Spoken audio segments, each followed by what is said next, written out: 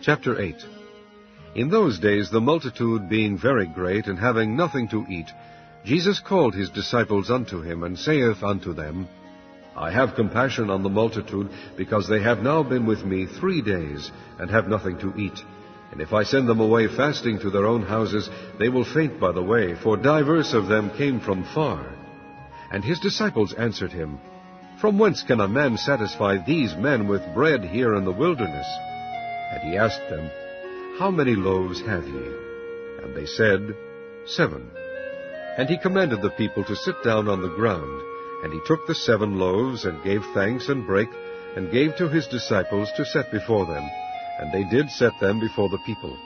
And they had a few small fishes, and he blessed and commanded to set them also before them. So they did eat, and were filled.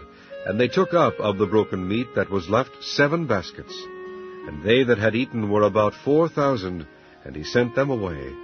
And straightway he entered into a ship with his disciples, and came into the parts of Dalmanutha. And the Pharisees came forth, and began to question him, seeking of him a sign from heaven, tempting him. And he sighed deeply in his spirit, and saith, Why doth this generation seek after a sign? Verily I say unto you, there shall no sign be given unto this generation. And he left them, and entering into the ship again, departed to the other side. Now the disciples had forgotten to take bread, neither had they in the ship with them more than 1 loaf. And he charged them, saying, Take heed, beware of the leaven of the Pharisees, and of the leaven of Herod.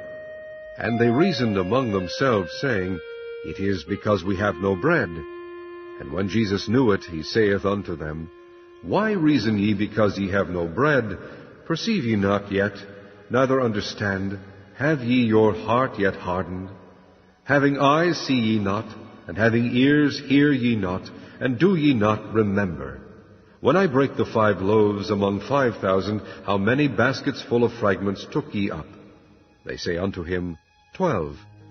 And when the 7 among 4,000, how many baskets full of fragments took ye up? And they said, 7.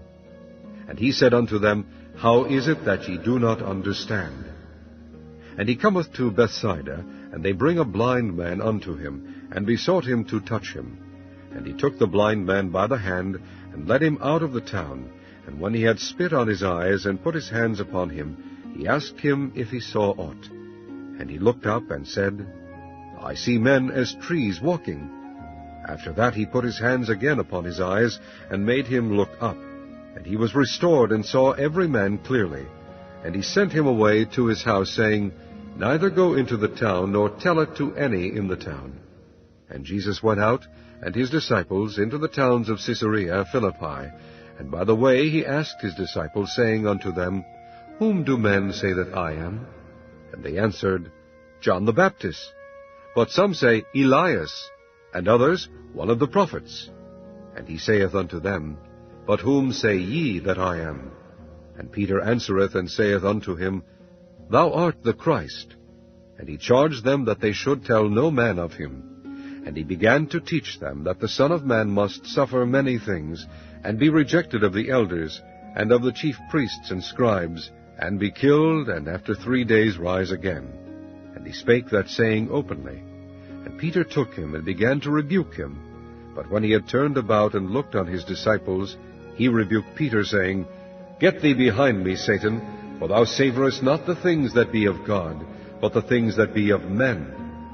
And when he had called the people unto him with his disciples also, he said unto them, Whosoever will come after me, let him deny himself, and take up his cross, and follow me.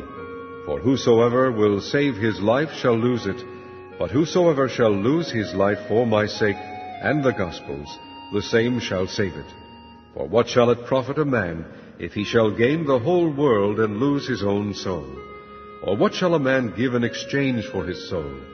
Whosoever therefore shall be ashamed of me and of my words in this adulterous and sinful generation, of him also shall the Son of Man be ashamed, when he cometh in the glory of his Father with the holy angels.